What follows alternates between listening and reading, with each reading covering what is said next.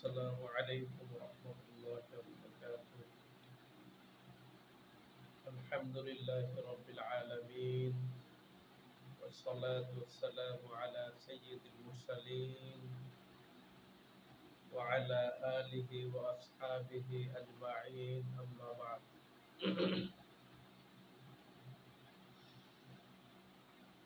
প্রিয় মুসলিম ভাইরা, ইতিপূর্বে আমরা বিভিন্ন পর্বে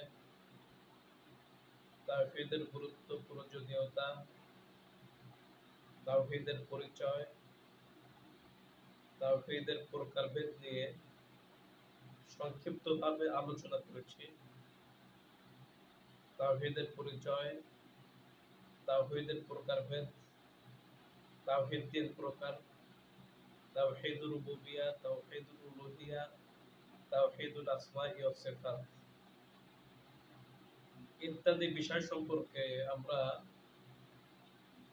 সংক্ষিপ্তভাবে আলোচনা করার চেষ্টা করেছি, আলহামদুলিল্লাহ। এই মাজলিসেও তাওহীদকে নিয়ে আমরা আলোচনা করব। সম্মানিত উপস্থিতি, তাওহীদ ঈমানের মূল ভিত্তি, ইসলামের শিকড়। সুতরাং যদি শিকড় না থাকে তাহলে গাছপালা, ডালপালা ইত্যাদির কোনো ফায়দা নেই। আর যদি শিকড় থাকে এবং শিকড়টা যদি মজবুত থাকে, শক্ত থাকে, সজীব থাকে, তাহলে গাছপালা, ডালপালা সবকিছুর ফায়দা আছে।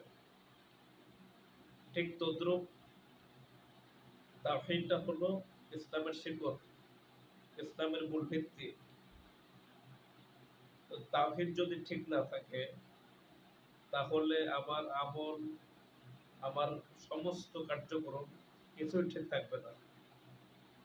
এর জন্য অতি অবশ্যই আমাদেরকে তাওহীদ বুঝতে হবে, তাওহীদ চর্চা করতে হবে, তাওহীদ অনুশীলন করতে হবে এবং নিজের মধ্যে তাওহীদকে বাস্তবায়ন করতে হবে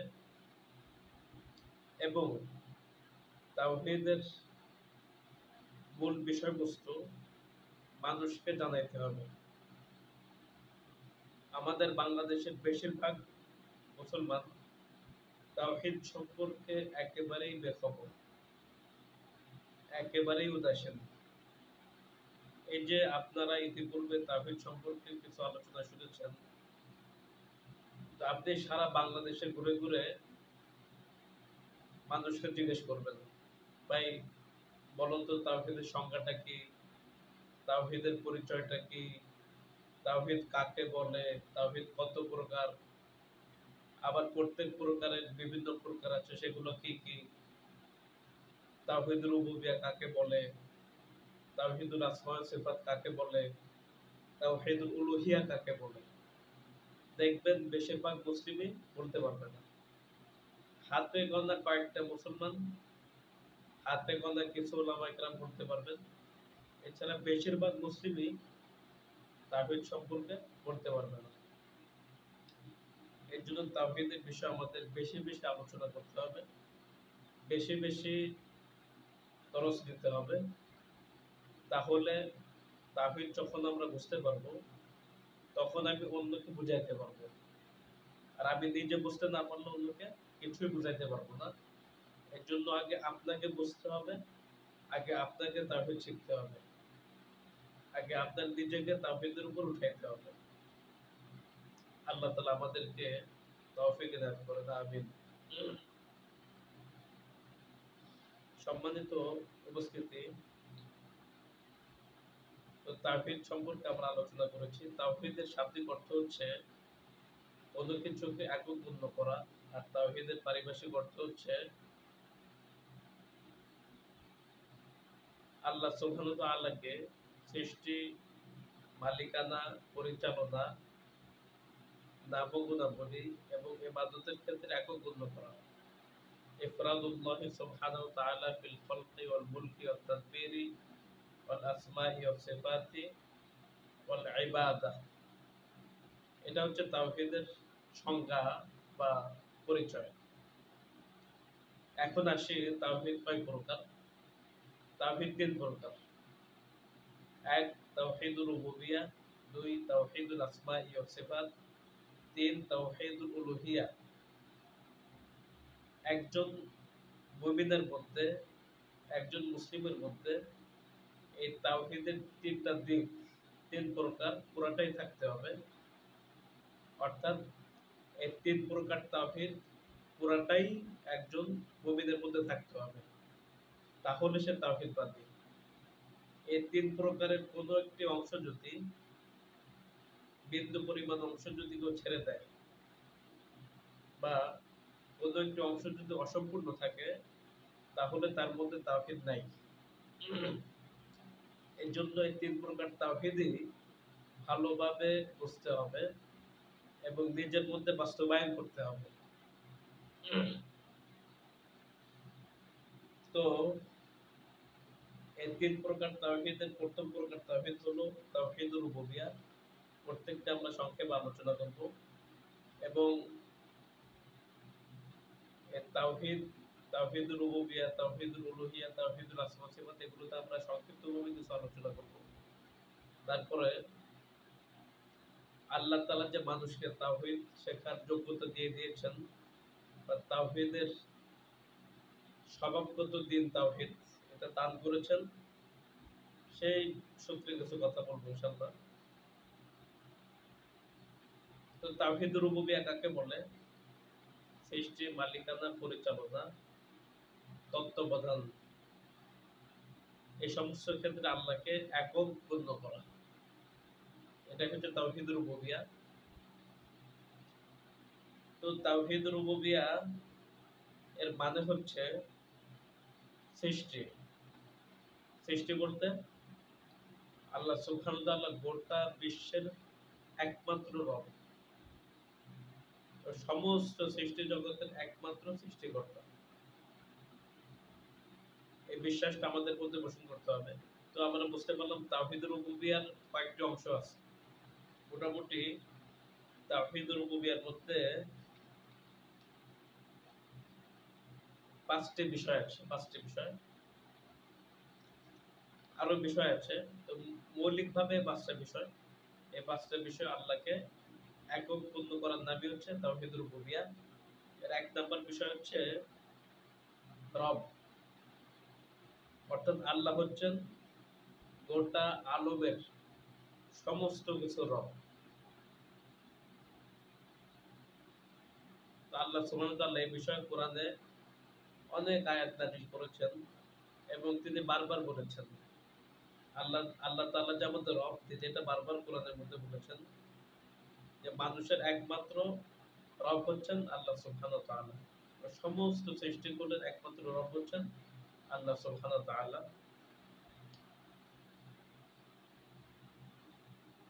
আর রব মানে কি? এখন যদি আমি আল্লাহকে রব মান্য না করে আল্লাহ ছাড়া অন্য কিছুকে রব বানাই, তাহলে আমি মুশরিক হয়ে যাব।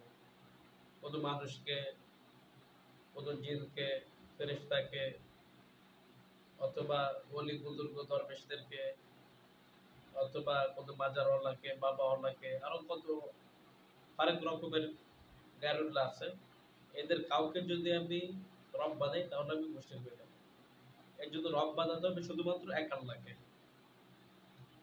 তো রুবুবিয়াতের যতগুলো বিষয় বলা হবে, এর কোনো বিষয় যদি কেউ আল্লাহ ছাড়া অন্য কাউকে সামান্য পরিমাণও দেয়, তবুও সে মুশরিক হয়ে যাবে।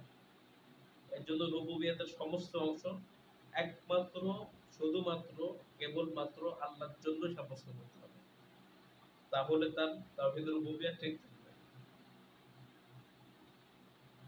তো তাওহীদুর রুবুবিয়্যাহর সামান্য পরিমাণও অন্য গায়রুল্লাহকে দেওয়া যাবে না, সম্পূর্ণটাই আল্লাহকে দিতে হবে। এটার নামই হলো তাওহীদুর রুবুবিয়্যাহ। রব মানে কি? রব শব্দের শাব্দিক অর্থ হলো পালন কর্তা, লালন পালনকারী, প্রতিপালক। অর্থাৎ মায়ের পেটের মধ্যে আল্লাহ তাআলা আপনাকে আমাকে লালন পালন করেছেন। তারপর যখন মায়ের পেটে যখন আমরা ছিলাম, আল্লাহ তাআলা আমাদেরকে সৃষ্টি করেছেন, তারপর লালন পালন করেছেন। চোখ দান করেছেন, সমস্ত জিনিস দান করেছেন, খাওয়ার ব্যবস্থা করেছেন, রিজিকের ব্যবস্থা করেছেন মায়ের পেটের মধ্যেই। অথচ অক্সিজেন নাই, খাদ্য নাই, কিছু নাই। তা আল্লাহ তাআলা বন্দোবস্ত করেছেন।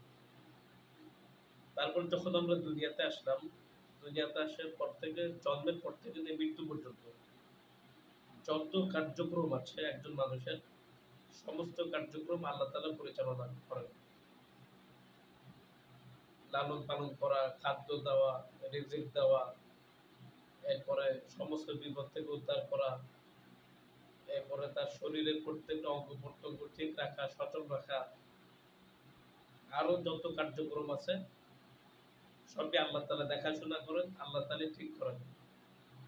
এটাই হচ্ছে প্রতিপালন।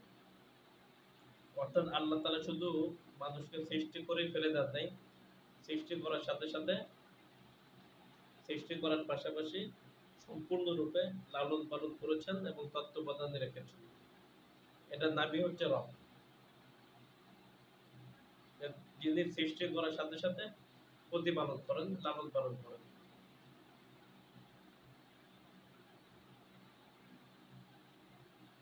তো এই রুবুবিয়াতের মধ্যে এই মালিকানার মধ্যে, প্রতিপালনের মধ্যে কাউকে শরীক করলে সেটা শিরক হবে। এই যে আল্লাহ তাআলা আমাকে প্রতিপালন করছেন, লালন পালন করছেন, এর মধ্যে যদি আমি সামান্য পরিমাণও কাউকে শিরক করি, অংশীদারিত্ব করি গায়রুল্লাহকে, তাহলে এটা শিরক হবে। তো এই তাওহীদের রুবুবিয়ার অনেকগুলি অংশ আছে, অনেকগুলি প্রকার আছে। আমি বললাম মোটামুটি ৫টা বিষয় আলোচনা করবো ইনশাআল্লাহ।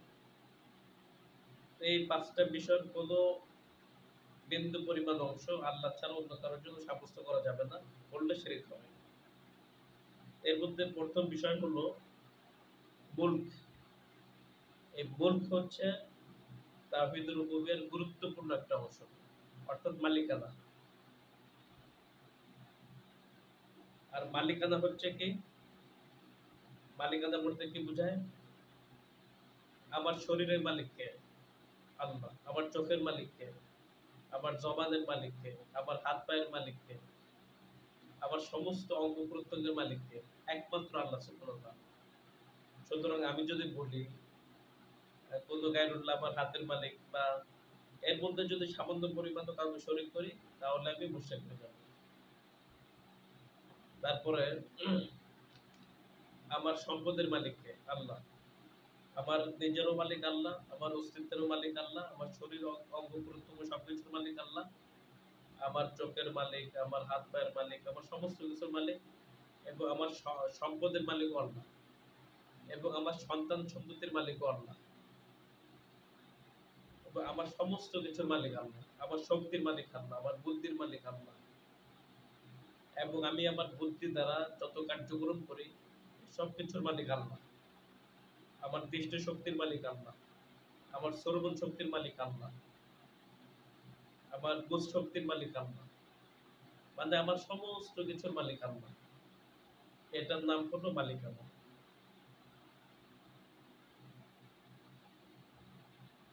তো এই সূরা মুলক, মুলক মানে মালিকানা, অর্থাৎ আল্লাহ তাআলা সমস্ত কিছুর একচ্ছত্র মালিক, এই বিশ্বাস পোষণ করা, এটা রুবুবিয়তের গুরুত্বপূর্ণ অংশ। এই ক্ষেত্রে রব্বুল আলামিন কোরআনের মধ্যে অনেক সূরা এবং আয়াত নাযিল করেছেন শুধু আল্লাহ পাকের মালিকানার বিষয়, মুলকের বিষয়। এক্ষেত্রে আল্লাহ সুবহানাহু ওয়া তাআলা একটি সূরা নাযিল করেছেন, সূরাতুল মুলক, এবং এর ফজিলত অনেক। কোরআনের মধ্যে আল্লাহ তাআলা যত সূরা নাযিল করেছেন এবং যত আয়াত নাযিল করেছেন, এই সবগুলি আল্লাহ পাকের তাওহীদ সম্পর্কিত। তো যতগুলো আয়াত এবং সূরা আল্লাহ পাকের তাওহীদ সম্পর্কিত, ততগুলো আয়াত এবং সূরা তত বেশি ফজিলতপূর্ণ। যে সূরার মধ্যে যত বেশি তাওহীদ আছে, সেই সূরাটা তত বেশি ফজিলতপূর্ণ। যেমন সূরা মুলক, এটা তাওহীদুর রুবুবিয়্যার আলোচনা পুরাটা। তো সূরা মুলকের ফজিলত অনেক। প্রতিদিন রাতের বেলা পড়লে আল্লাহ তাআলা তাকে কবরের শাস্তি থেকে মুক্তি দেবেন। তারপরে সূরা ইখলাস। ইখলাস হচ্ছে তাওহীদের সম্পূর্ণ তাওহীদের আলোচনা। এই জন্য সূরা ইখলাস সুলুসুল কোরআন, কোরআনের 3 ভাগের 1 ভাগ। এই তার ফজিলত। সূরাতুল কাফিরুন, এটাও তাওহীদের আলোচনা। এটা হলো রুবুল কোরআন, কোরআনের 4 ভাগের 1 ভাগ। সূরা ফাতিহা তাওহীদের আলোচনা, এই জন্য এটাকে বলে উম্মুল কোরআন, কোরআনের সারাংশ বা কোরআনের মা, এবং এর ফজিলত অনেক। তারপর সূরা হাশরের শেষ 3 আয়াত, সূরা বাকারার শেষ 2 আয়াত, এগুলো সবই তাওহীদের আলোচনা। আয়াতুল কুরসি, আয়াতুল কুরসিকে বলা হয় আযমুল আয়া, সর্বশ্রেষ্ঠ আয়াত। কেন বলা হয়? আয়াতুল কুরসির মধ্যে এক আয়াতের মধ্যেই আল্লাহ তাআলা তাওহীদের 11 দিক নিয়ে আলোচনা করেছেন। এর জন্য এই আয়াতের এত শ্রেষ্ঠত্ব এবং এত ফজিলত। যে ব্যক্তি প্রতি 5 ওয়াক্ত সালাতের পরে আয়াতুল কুরসি পড়বে, হাদিসের মধ্যে আসছে, মৃত্যু ব্যতীত জান্নাতে যাওয়ার ক্ষেত্রে আর কোনো অন্তরায় থাকবে না, প্রতিবন্ধকতা থাকবে না। মানে মৃত্যুর সাথে সাথে সে জান্নাতে চলে যাবে। সুবহানাল্লাহ। এর ফজিলতের কারণ হচ্ছে কি, এই তাওহীদুর রুবুবিয়্যাহ, তাওহীদুল উলুহিয়্যাহ, তাওহীদুল আসমা ওয়াস সিফাত, এই সমস্ত বিষয় তার মধ্যে আলোচনা আছে। এরকম ভাবে আর অনেক আয়াত এবং সূরা আছে, এটা বলে শেষ করা যাবে না। এর জন্য কোরআনের যত আয়াত, যত সূরা তাওহীদের আলোচনা আছে, সেই আয়াত এবং সেই সূরা তত বেশি ফজিলতপূর্ণ। তো আল্লাহ সুবহানাহু যে কথা বলছিলাম, মুলক মানে মালিকানা, তো আল্লাহ তাআলা বলতেছেন সূরা মুলকের মধ্যে, তাবারাকাল্লাযী বিয়াদিহিল মুলক, সমস্ত ক্ষমতার মালিক একচ্ছত্রভাবে আল্লাহ সুবহানাহু ওয়া তাআলা। তাবারাকাল্লাযী, বরকতময় হয়েছেন ওই সত্তা, বিয়াদিহিল মুলক, যার হাতে সম্পূর্ণ ক্ষমতা, অর্থাৎ যিনি একচ্ছত্র ক্ষমতার মালিক। এই মালিকানার মধ্যে বিন্দু পরিমাণ কারো কোনো শরিকানা নেই, অংশীদারিত্ব নেই। এরকম সূরা আলে ইমরান 16 থেকে 17 নম্বর আয়াতের মধ্যে আল্লাহ তাআলা বলেছেন, কুলিল্লাহুম্মা মালিকাল মুলক, হে নবী আপনি বলে দিন যে হে আল্লাহ, তুমি হলে সমস্ত ক্ষমতার মালিক, একচ্ছত্র মালিক। অনুরূপভাবে আরো অনেক আয়াত আছে, তো সেগুলো এখন বলছে না, সংক্ষিপ্তভাবে বলছে। তো যে বিষয়টা বললাম, এক্ষেত্রে অনেক কথা আছে। আমাদের বর্তমান সংবিধান সমস্ত ক্ষমতার মালিক জনগণ, এগুলো আমি এখন বলতে চাচ্ছি না, এগুলো নিয়ে এখানে আলাদা আলোচনা করবো, এই জন্য এগুলো এখানে আনতেছি না। এগুলো একদম শিরক এবং কুফরি মতবাদ। আল্লাহ পাকের ক্ষমতাকে তারা নিয়ে আল্লাহ পাকের আসনে বসে গেছে। সুস্পষ্টভাবে তারা আল্লাহ পাকের সাথে শিরকে, কুফরে এবং ইরতিদাদে লিপ্ত ও তাগুতের আসনে বসে আছে। এগুলো আমি ভিন্ন কোনো ভাবে আলোচনা করবো ইনশাআল্লাহ। সম্মানিত উপস্থিতি, তাওহীদুর রুবুবিয়্যাহ 2 নম্বর অংশ হলো রিজক, মানে আল্লাহ সুবহানাহু ওয়া তাআলা রাজ্জাক, একমাত্র রিজক দাতা। সমস্ত মাখলুকাতের, সমগ্র মাখলুকাতের একমাত্র রিজক দাতা আল্লাহ সুবহানাহু ওয়া তাআলা। এক্ষেত্রে আল্লাহ সুবহানাহু ওয়া তাআলা ইরশাদ করেছেন, ইন্নাল্লাহা হুয়ার রাজ্জাকু যুল কুওয়াতিল মাতিন, নিশ্চয়ই আল্লাহ সুবহানাহু ওয়া তাআলা শক্ত, দৃঢ়, একমাত্র রিজক দাতা। এক্ষেত্রে কাউকে অংশীদারিত্ব করাই যাবে না, করলে মুশরিক হয়ে যেতে হবে। এটা তাওহীদুর রুবুবিয়্যাহর 2 নম্বর অংশ, আল্লাহ সুবহানাহু ওয়া তাআলা একমাত্র রিজক দাতা। তাওহীদুর রুবুবিয়্যাহর 3 নম্বর অংশ হলো ইলম।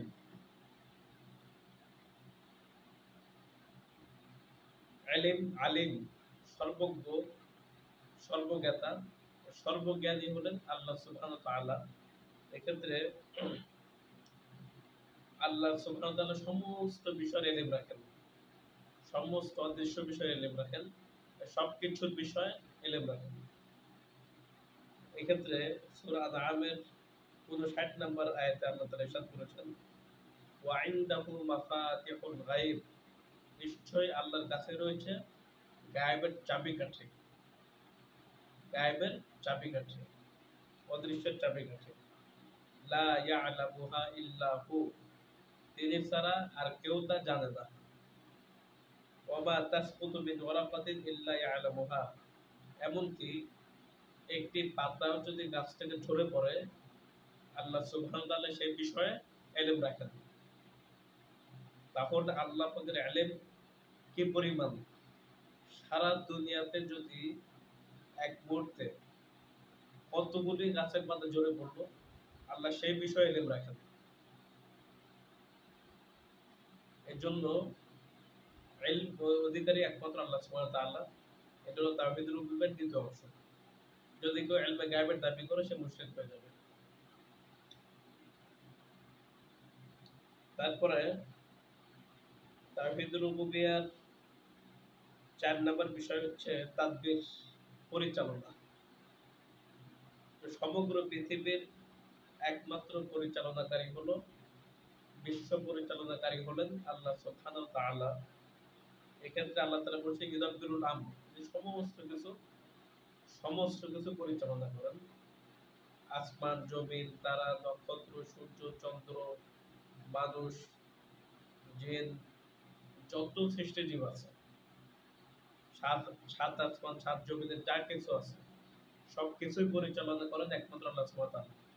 বিভিন্ন ওলি দরবেশ বেদান্তীরা আকীদা পোষণ করে যে ওলিরা বিশ্ব পরিচালনা আল্লাহর সাথে শরীক হয়, এগুলো একদম সুস্পষ্ট শিরকি আকীদা, সুস্পষ্ট শিরকি আকীদা। এই আকীদা রাখলে তার ঈমান নষ্ট হয়ে যাবে। একমাত্র বিশ্ব পরিচালনাকারী হলেন আল্লাহ সুবহানাহু ওয়া তাআলা। এক্ষেত্রে কারো কোনো অংশীদারিত্ব নেই। যদি অংশীদারিত্ব বানায় সে মুশরিক হয়ে যাবে। তো তাওহীদুর রুবুবিয়্যার ৫ নম্বর বিষয় হচ্ছে তিনি হলেন একমাত্র জীবনদাতা, মৃত্যুদাতা। আল হাইয়ুল কাইয়ুম, অনেক আয়াত আছে এই বিষয়ে। তিনি জীবনদাতা, তিনি মৃত্যুদাতা। তাওহীদুর রুবুবিয়্যার ৬ নম্বর বিষয় হচ্ছে দেওয়ার মালিক একমাত্র আল্লাহ তাআলা, নেওয়ার মালিকও একমাত্র আল্লাহ তাআলা। যদি আল্লাহ কাউকে কিছু দিতে চান, এটা নেওয়ার অধিকার কারো নেই, নেওয়ার ক্ষমতা কারো নেই। আর আল্লাহ যদি কারো থেকে কিছু নিতে চান, সেটা দেওয়ার ক্ষমতা কারো নেই। তো তাওহীদুর রুবুবিয়্যার ৭ নম্বর বিষয় হচ্ছে বিপদ থেকে উদ্ধার করা, মুসিবত থেকে উদ্ধার করা, ত্রাণকর্তা, সাহায্যকর্তা একমাত্র আল্লাহ সুবহানাহু ওয়া তাআলা। এক্ষেত্রে বিভিন্ন তরিকাপন্থীরা শিরকি আকীদা পোষণ করে থাকে। তারা মনে করে ওলি দরবেশরা বিপদ থেকে উদ্ধার করতে পারে, সাহায্য করতে পারে, কবর থেকে সাহায্য করতে পারে, তাওজ্জু দিতে পারে, এরপরে বিভিন্ন দূর থেকে সাহায্য নিয়ন্ত্রণ করতে পারে। এগুলি একদম শিরকি আকীদা। তো তাওহীদুর রুবুবিয়্যার ৮ নম্বর বিষয় হচ্ছে হেদায়েত দেওয়ার মালিক একমাত্র আল্লাহ সুবহানাহু ওয়া তাআলা। হেদায়েত দেওয়ার মালিক একমাত্র আল্লাহ সুবহানাহু ওয়া তাআলা। এরপরে খাওয়ানোর মালিক আল্লাহ, পান করানোর মালিক আল্লাহ, সুস্থ করার মালিক আল্লাহ, অসুস্থ করার মালিক আল্লাহ, আবার অসুস্থতা থেকে সুস্থ করার মালিক আল্লাহ। অনুরূপভাবে রোগ ব্যাধি দেওয়ার মালিক আল্লাহ, রোগ ব্যাধি ঠিক করার মালিক আল্লাহ। এগুলো সব তাওহীদুর রুবুবিয়্যাহ। তাওহীদুর রুবুবিয়্যার ৯ নম্বর অংশ হচ্ছে আল্লাহ বান্দাকে সৃষ্টি করছেন, লালন পালন করছেন, সবকিছু করছেন, পরিচালনা করছেন। অনুরূপভাবে আল্লাহ তাআলা এই বান্দাকে যেভাবে সৃষ্টি করেছেন, লালন পালন করছেন, ঠিক সেভাবে শাসনও করতে পারেন, আইনও দিতে পারেন, আইন প্রয়োগও করতে পারেন, বিধান দিতে পারেন।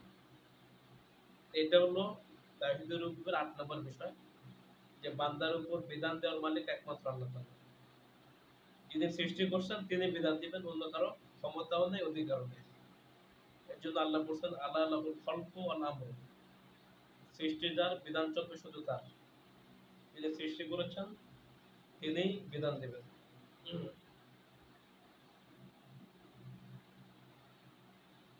এটা হলো তাওহীদুল রুবুবিয়্যার গুরুত্বপূর্ণ 8টি অংশ, যে সৃষ্টিকর্তা বিধানদাতা আল্লাহ সুবহানাহু ওয়া তাআলা। তারপরে তাওহীদের 2 নম্বর প্রকার তাওহীদুল আসমাই ওয়াস সিফাত। আল্লাহ সুবহানাহু ওয়া তাআলার অসংখ্য অগণিত সুন্দর সুন্দর নাম রয়েছে এবং অসংখ্য অগণিত সুন্দর সুন্দর গুণ রয়েছে, সিফাত রয়েছে। এই সমস্ত নাম ও গুণের ক্ষেত্রে আল্লাহকে একক গণ্য করতে হবে, তার সাথে কাউকে শরীক করা যাবে না।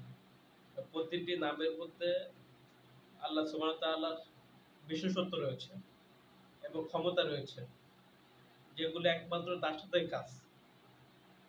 এর জন্য এই নামগুলি যদি শিরিক করা হয়, অংশীদারিত্ব করা হয়, তাহলে ওই নামের মধ্যে শিরিক চলে আসবে। আর শিরক ফিল আসমা ওয়াস সিফাত, মানে আল্লাহ পাকের নাম ও গুণাবলীতে শিরিক চলে আসবে, তখন তার তাওহীদ নষ্ট হয়ে যাবে। এরকম ভাবে আল্লাহ পাকের যত গুণাবলী আছে, অনেক অসংখ্য অগণিত গুণাবলী আছে। আলিম আল্লাহ পাকের একটা গুণ, সামিউ সর্বশ্রোতা আল্লাহ পাকের একটা গুণ, বাসীর সর্বদ্রষ্টা আল্লাহ পাকের একটা গুণ। অনুরূপ ভাবে অনেক গুণাগুণ আছে। ওয়াজহুন আল্লাহ পাকের চেহারা, এটা আল্লাহ পাকের একটা সিফাত বা একটা গুণ। আইনুন আল্লাহ পাকের চোখ, এটা আল্লাহ পাকের একটা গুণ। অনুরূপ ভাবে ইয়াদুন, তারপরে সাক, যেগুলির কথা কোরআনে আছে, এই সমস্ত বিষয় আল্লাহ পাকের একটি গুণ। এই আল্লাহ পাকের গুণের বিষয়ে আহলে সুন্নাত ওয়াল জামাতের আকীদা হচ্ছে, এগুলি যেভাবে কোরআনে আছে, হাদিসে আছে, ঠিক সেভাবেই বিশ্বাস করা, এর কোনো বিকৃতি না করা, অস্বীকার না করা, দূরবর্তী অর্থ গ্রহণ না করা এবং এর কোনো একটা বিষয়ের অপব্যাখ্যা না করা। যেভাবে কোরআনে আছে ঠিক সেভাবে বিশ্বাস করা। ইমাম আবু হানিফা রাহমাতুল্লাহ বলছেন, যদি কোনো ব্যক্তি আল্লাহ পাকের গুণকে হাত, এটা অস্বীকার করে, যে আল্লাহ পাকের হাত বলতে কুদরতি হাত, ক্ষমতা উদ্দেশ্য, মৌলিক হাত উদ্দেশ্য না, তাহলে সেই ব্যক্তি ফাহুয়া ইবতালু সিফাত, আল্লাহ পাকের একটা গুণ বা সিফাতকে বাতিল করলো, অস্বীকার করলো, আর এটা হলো কুফরি কাজ। এবং এটা হলো ফাহুয়া কওলু আহলিল কাদরে ওয়াল ইতিজাল, মুতাজিলা এবং কাদরিয়াদের আকীদা। আমাদের বেশিরভাগ মুসলমান তাওহীদুল আসমা ওয়াস সিফাতের ক্ষেত্রে বিভ্রান্তি শিকার, ভুলের শিকার, বিভিন্ন শিরক আকীদার শিকার।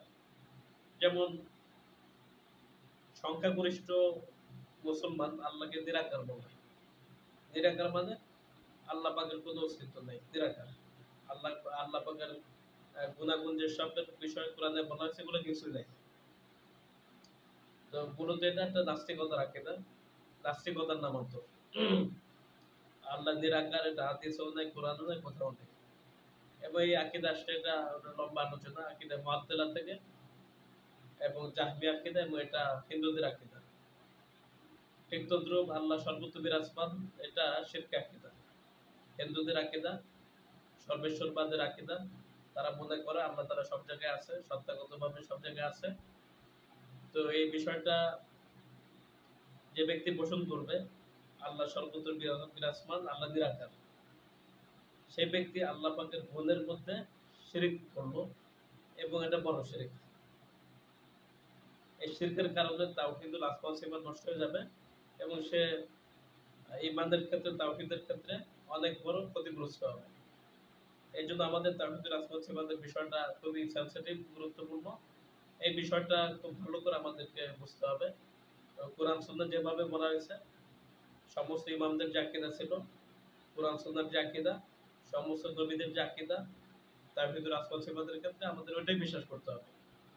সেই নবীদের আকীদা বাদ দিয়ে, কোরআন হাদিসের আকীদা বাদ দিয়ে, চার ইমামের আকীদা বাদ দিয়ে, 300 বছর পরে জাহমিয়া, কাদরিয়া, মুতাজিলা, মুশাব্বিহা, মুজাসসিমা, তারপরে আশারিয়া, মাতুরিদিয়া, এই সমস্ত বিভ্রান্ত আকীদা পোষণ করলে সে ক্ষতিগ্রস্ত হবে। অবশ্যই কোরআন সুন্নাহ থেকে আমাদের আকীদাগুলো শিখতে হবে, জানতে হবে। এরকম ইচ্ছা করা, তারপরে শোনা, দেখা, এই সমস্ত আল্লাহ পাকের গুণাগুণ। ঠিক তদ্রুপ ঘুম নাই, তন্দ্রা নাই, এগুলো আল্লাহ পাকের গুনাহ। এরকম অনেক গুনাহগুলো আছে। এক্ষেত্রে আমাদের সুস্পষ্ট বক্তব্য, কুরআনুল কারীমের মধ্যে, সহিহ হাদিসের মধ্যে যে বিষয়টা হা বলা হবে সেটা হা ভাবেই মেনে নিতে হবে, আর যেটা না বলা হবে সেটা না ভাবেই মেনে নিতে হবে। আর যে বিষয় চুপ থাকবে আমাদেরকে ওই বিষয় চুপ থাকতে হবে। যেমন হাত পায়ের কথা কোরআনের মধ্যে আছে, চেহারার কথা আছে, এই সমস্ত গুণাগুণের কথা আছে। তা আমাকে ওগুলো স্বীকার করতে হবে, বলতে হবে। ঠিক তদ্রুপ যেগুলোর বিষয় নাই, আল্লাহ পাকের ঘুম নাই, তন্দ্রা নাই, ক্লান্তি নাই, অসুস্থতা নাই, আল্লাহ পাকের সন্তান সন্ততি নাই, আল্লাহ পাকের স্ত্রী নাই, যে সমস্ত বিষয় নাই বলা হয়েছে আমাদেরকে নাইভাবে বিশ্বাস করতে হবে। আর যে সব বিষয়ে আল্লাহ তাআলা চুপ, রাসূল সাল্লাল্লাহু আলাইহি ওয়াসাল্লাম চুপ ছিলেন, আমাদেরকে সেই সব বিষয়ে চুপ থাকতে হবে। যেমন আল্লাহ পাকের কান আছে কিনা, তারপরে কি নাক আছে কিনা, এসব বিষয়ে হাদিসে কোরআনে কিছু বলা হয় নাই। এর জন্য এসব বিষয়ে আমাদেরকে চুপ থাকতে হবে। হাও বলা যাবে না, নাও বলা যাবে না। এটা হলো তাওহীদুল আসমাউ সিফাতের ক্ষেত্রে আমাদের আকীদা। তো তাওহীদের ৩ নাম্বার প্রকার হলো তাওহীদুল উলুহিয়া। এটা হলো এই তিনটার মধ্যে বেশি গুরুত্বপূর্ণ। কারণ যুগে যুগে মুশরিকরা, কাফেররা তাওহীদুল রুবুবিয়্যাহ মেনে নিয়েছে এবং তাওহীদুল আসমাউ সিফাতের অনেক অংশ মেনে নিয়েছে। এবং তারা যুগে যুগে এই দুই প্রকার তাওহীদ মানতে রাজি ছিল। এক্ষেত্রে কোরআন হাদিসের অসংখ্য অগণিত প্রচুর উদাহরণ আছে। কিন্তু তারা তাওহীদুল উলুহিয়াকে কখনোই মানতে চায়নি। তারা রব হিসাবে, খালেক হিসাবে, রাজেক হিসাবে, বৃষ্টিদাতা, খাদ্যদাতা, সৃষ্টিকর্তা, এসব কিছু আল্লাহকে তারা মেনে নিয়েছে। এবং নাম ও গুণাবলীর ক্ষেত্রে আল্লাহকে বেশিরভাগ বিষয় তারা মেনে নিয়েছে। যেমন আল্লাহ তাআলা দেখে, আল্লাহ তাআলা শোনে, এরপর আল্লাহ তাআলা মৃত্যু দান করে, আরো যত গুণাবলী আছে এগুলো তারা মেনে নিয়েছে। আল্লাহ পাক রহিম, এটা তারা মেনে নিয়েছে। আবার সমস্ত সিফাত, সমস্ত নাম মানে নেয়। যেমন আল্লাহ রহমান, রহমান শব্দটা, রহমান এটা কাফেররা মানত না। তারা বলতো আমান রহমান, রহমান কে আবার? তখন আল্লাহ তাআলা তাদেরকে রহমানের পরিচয় শেখাবার জন্য সূরা রহমান নাযিল করছেন। আর রহমান আল্লামাল কোরআন, খালাকাল ইনসান আল্লামাহুল বায়ান, পুরা সূরাটা নাযিল করেছেন। এরকম ভাবে তারা তাওহীদুর রুবুবিয়্যাহ, তাওহীদুল উলুহিয়া, তাওহীদুল আসমাউ ওয়াস সিফাত বেশিরভাগ বিষয় মেনে নিয়েছিল। কিন্তু তাওহীদুল উলুহিয়া বা সমস্ত ইবাদত একমাত্র আল্লাহর জন্য করবে, এটা ওরা মানতে পারেনি। এর জন্য যখনই আমাদের নবী তাওহীদের দাওয়াত দিয়েছেন, তখনই কাফেররা বলেছে আজআলাল আলিহাতা ইলাহান ওয়াহিদা, সে কি সমস্ত আলেহাকে, সমস্ত উপাস্যকে এক উপাস্যে পরিণত করতেছে? সমস্ত দেবদেবী, সমস্ত আলেহা যারা আছে এদেরকে এক ইলাহে রূপান্তরিত করতেছে? এরকম তারা এটা মানতে চায় নাই। তো তাওহীদুল উলুহিয়ার অনেক প্রকার আছে। তাওহীদুল উলুহিয়ার আরেকটি নাম তাওহীদুল ইবাদত।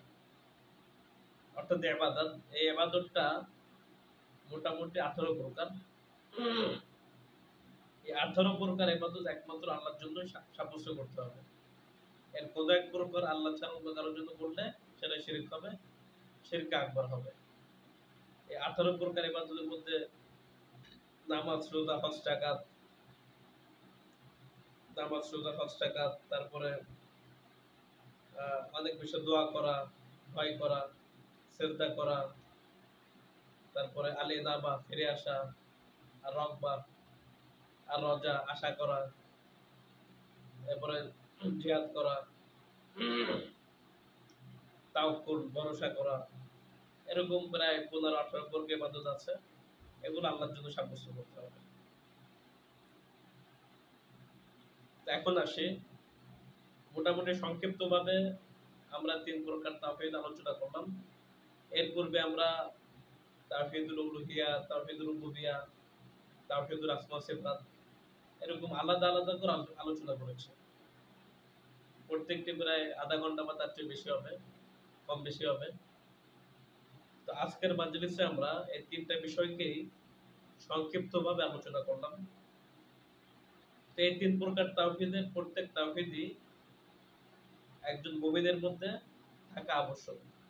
এর কোনো একটি অংশ ছেড়ে দেওয়ার মতো না। এর কোনো একটি অংশ ছেড়ে দিলে তার মধ্যে তাওহীদ আসবে না।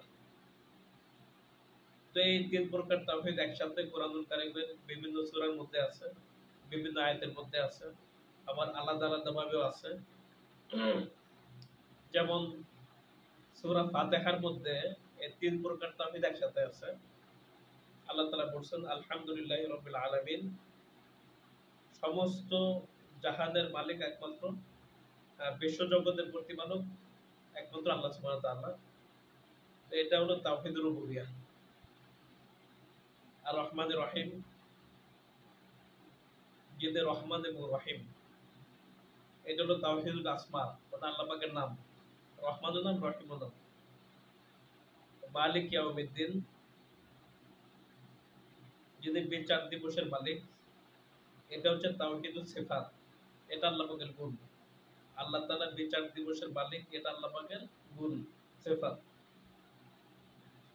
ইয়্যাকা না'বুদু ওয়া ইয়্যাকা নাস্তাঈন, এটা হলো তাওহীদুল উলুহিয়া বা তাওহীদুল ইবাদত,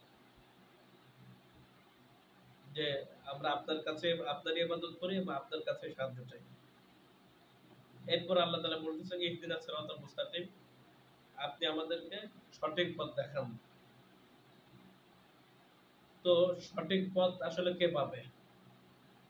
এই তিন প্রকার তাওহীদ যে ব্যক্তি ভালোভাবে বুঝবে, নিজের মধ্যে নিয়ে আসবে, সেই লোকটাই হেদায়েত পাবে, সঠিক পথ প্রাপ্ত হবে। আর যদি তাওহীদ ঠিক না করে আল্লাহর কাছে দোয়া করে, আল্লাহ আমারে সঠিক পথ দেখাও, অথচ তাওহীদের রুবুবিয়্যাহ ঠিক নাই, উলুহিয়্যাহ ঠিক নাই, এটা সিস্টেম না। আগে তিন প্রকার তাওহীদ শিখতে হবে, নিজের মধ্যে আনতে হবে, এরপর আল্লাহকে দোয়া করবে, আল্লাহর কাছে দোয়া করতে হবে। তাহলে সে সঠিক পথ পাবে, হেদায়েত প্রাপ্ত হবে। আমি শিখলামই না, চেষ্টাই করলাম না, শুধু বসে বসে বললাম আমাকে হেদায়েত দাও, তাহলে হবে না। অনুরূপভাবে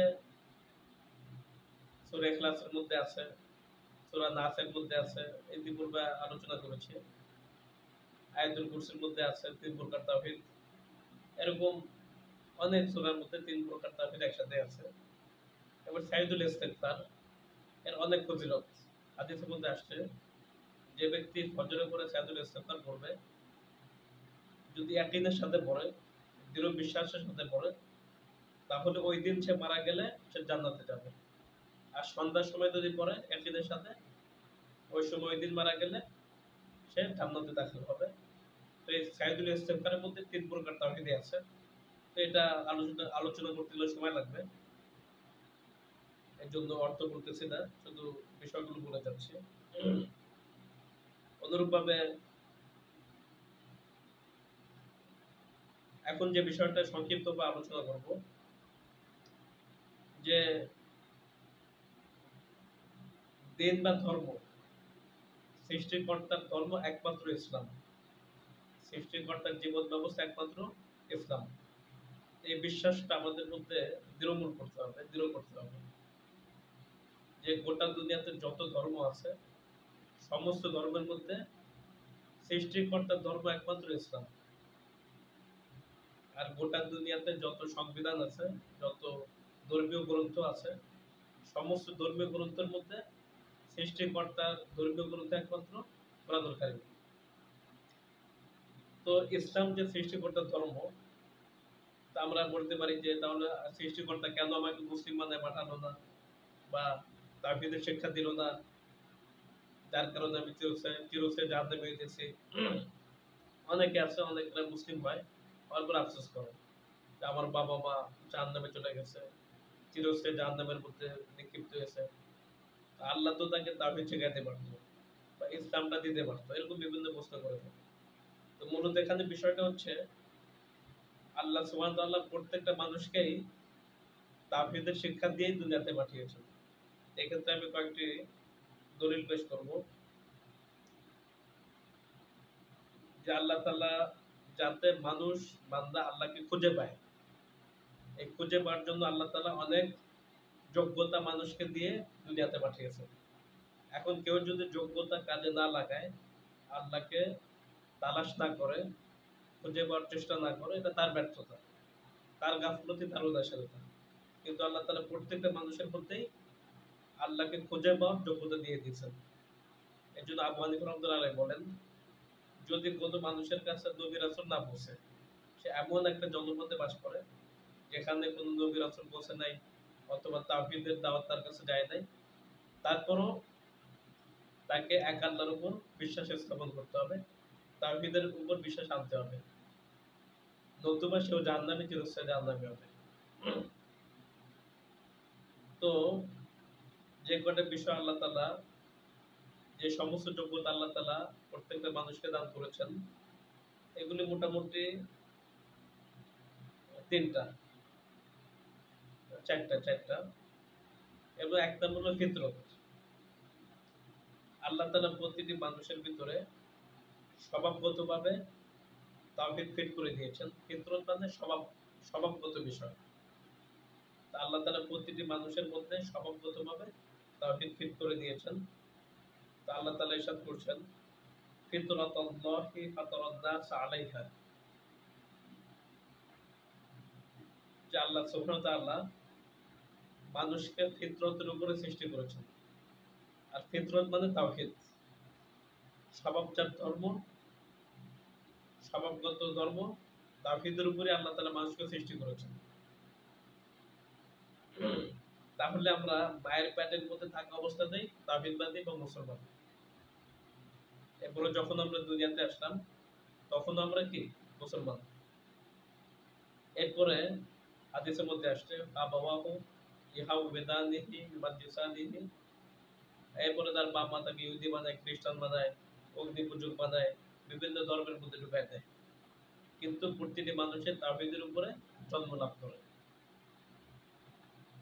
এবং আল্লাহ সুবহানাহু ওয়া তাআলা আলামে আরফার মধ্যে, মানে মায়ের পেটে আসার আগে রূহের জগতের মধ্যে আল্লাহ তাআলা সকলকে তাওহীদ শিখিয়েছেন ও তাওহীদের স্বীকৃতি দিয়েছেন। বিশাল একটি সমাবেশ করেছেন। সমস্ত মানুষ, যত মানুষ দুনিয়াতে সামনে আসবে, যারা এসেছে, সমস্ত মানুষ এবং জিন জাতিকে আল্লাহ তাআলা একত্রিত করে, সমস্ত রূহকে একত্রিত করে আল্লাহ তাআলা ঘোষণা করেছেন, আলাস্তু বিরাব্বিকুম, আমি কি তোমাদের রব নই? এটা মহা সম্মেলনের মধ্যে আল্লাহ তাআলা এই স্বীকৃতি প্রতিটি মানুষ থেকে দিয়েছেন। আর প্রতিটি মানুষ তখন স্বীকৃতি দিয়েছে, বালা, অবশ্যই আপনি আমাদের রব। তাহলে আমরা রূহের জগৎ থেকে তাওহীদবাদী মুসলমান, এরপরে মায়ের জগতে, এরপর দুনিয়ার জগতে, এরপরে বাপ মা কাউকে খ্রিস্টান বানায়, অমুসলিম বানায়। এটা হলো বিষয়।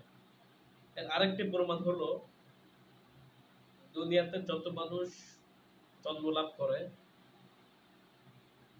আল্লাহ পাকের কুদরতে প্রতিটি মানুষই আল্লাহ পাককে সেজদা করা অবস্থায় দুনিয়াতে আসে। এই জন্য দেখবেন যে কোনো বাচ্চা আগে পাও দিয়া দুনিয়াতে আসে না, আগে মাথা বের করে, এরপরে পাও বের করে। তার মানে তাওহীদের স্বীকৃতি দিয়ে আল্লাহকে সেজদা করা অবস্থাতেই সে দুনিয়াতে আসে।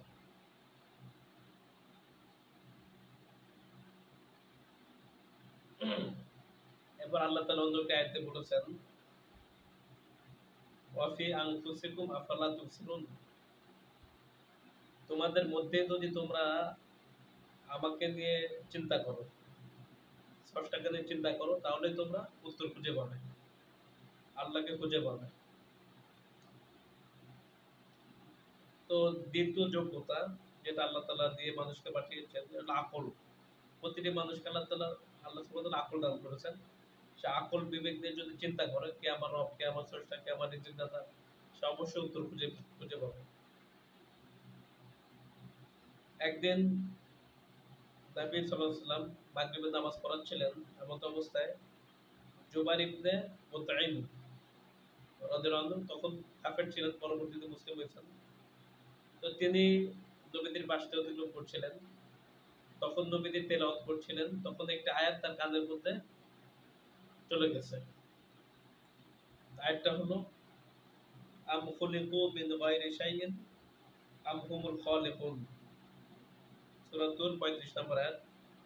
আম খুলিকু মিন গায়রি শাইইন আম হুমুল খালিকুন, তারা কি চিন্তা করে যে তাদেরকে অন্য কিছু থেকে সৃষ্টি করা হয়েছে, অথবা তারা নিজেরাই নিজেদের স্রষ্টা? তো আয়াতটা তার কানের মধ্যে দেওয়ার সাথে সাথে সে পরবর্তীতে বলছেন যে আয়াতটা আমার কলিজায় বিঁধে গেছে, আমার মানে এই আয়াতই আমাকে হেদায়েতের দিশা দেখাইছে। এটা হলো আকল, চিন্তা করা যে আমি তো আমাকে সৃষ্টি করতে পারি না, আর কোন জিনিস থেকেও আমি সৃষ্টি হই নাই। অবশ্যই একজন স্রষ্টা আছে, আর তিনি হলেন রব্বুল আলামিন। তো এটা হলো আকল, এই আকল আল্লাহ তাআলা মানুষকে দান করছেন। ৩ নাম্বার যোগ্যতা হলো শরীয়ত। আল্লাহ তাআলা নবী রাসূলের মাধ্যমে শরীয়ত দান করছেন। শরীয়তের মাধ্যমে যে কোন মানুষ অতি সহজেই স্রষ্টার পরিচয় লাভ করতে পারে, আল্লাহ পাকের পরিচয় লাভ করতে পারে, জান্নাতে দাখিল হতে পারে। আর শরীয়তের বাণীকে আল্লাহ তাআলা গোটা দুনিয়াতে ছড়াই দিয়েছেন। এখন দুনিয়াতে কোন মানুষ বলতে পারবে না যে আমার কাছে ইসলাম পৌঁছে নাই বা শরীয়ত পৌঁছে নাই। আল্লাহ তাআলা প্রত্যেকের কাঁধে পৌঁছাই দিয়েছেন। ৪ নম্বর যোগ্যতা হলো হিস, অনুভূতি। যে কোনো মানুষ অনুভূতির মাধ্যমেও আল্লাহ তাআলাকে খুঁজে পাইতে পারে। অনুভূতির মাধ্যমে আল্লাহকে খুঁজে পাওয়া যায়। যেমন এই যে গোটা বিশ্ব আল্লাহ তাআলা পরিচালনা করছেন, এগুলো নিয়ে চিন্তা করা। এত ছেলে এত মেয়ে, কখনো তো আমরা শুনি না যে মেয়ে বিয়ে করতে গেলে মেয়ে পাওয়া যাচ্ছে না, অথবা ছেলে পাওয়া যাচ্ছে না। এই সমস্ত কিছু নিয়ন্ত্রণ কে করতেছে? সবকিছু পরিচালনা কে করতেছে? আরো এরকম কোটি কোটি লক্ষ লক্ষ বিষয় আছে। এই যে আমি একটা মানুষ, আমি চলতেছি, বিজ্ঞানীরা বলছে যে মানুষ মরে যাওয়া কোনো আশ্চর্য বিষয় না। মানুষ বেঁচে যাওয়া মানে বেঁচে থাকা, চলাফেরা করা, এটা হলো আশ্চর্যের বিষয়। মানে এর মধ্যে যে কৌশল বা যে জিনিসগুলি আছে, একটাতে একটা ই হলে সে সাথে সাথে মারা যাবে। তো আল্লাহ তাআলা কিভাবে একটা মানুষের মধ্যে কত কিছু পয়দা করে রাখছেন, যেগুলো চিন্তাও করা যায় না। যাই হোক, এই সমস্ত বিষয় চিন্তা করলে আল্লাহ পাকের পরিচয় লাভ করা যায়। তো মোটামুটি ৪টি বিষয় আলোচনা করলাম, এবং তাওহীদের সংজ্ঞা, পরিচয়, তাওহীদুল রুবুবিয়্যাহ, উলুহিয়্যাহ, আসমা সিফাত, এবং আল্লাহকে পাওয়ার কয়েকটি যোগ্যতা নিয়ে সংক্ষিপ্ত আলোচনা করলাম। তো আল্লাহ সুবহানাহু ওয়া তাআলা আমাদেরকে আলোচনাগুলি বোঝার এবং এই তাওহীদকে নিজের মধ্যে বাস্তবায়ন করার এবং তাওহীদের দাওয়াত প্রত্যেকের কাছে পৌঁছে দেওয়ার তৌফিক এনায়েত করেন। সুবহানাল্লাহি ওয়া বিহামদিহি, সুবহানাল্লাহি ওয়া বিহামদিহি, আশহাদু আল্লা ইলাহা ইল্লা আনতা, আস্তাগফিরুকা ওয়া আতুবু ইলাইক। আলহামদুলিল্লাহি রাব্বিল আলামিন। আসসালামু আলাইকুম ওয়া রাহমাতুল্লাহি ওয়া বারাকাতুহু।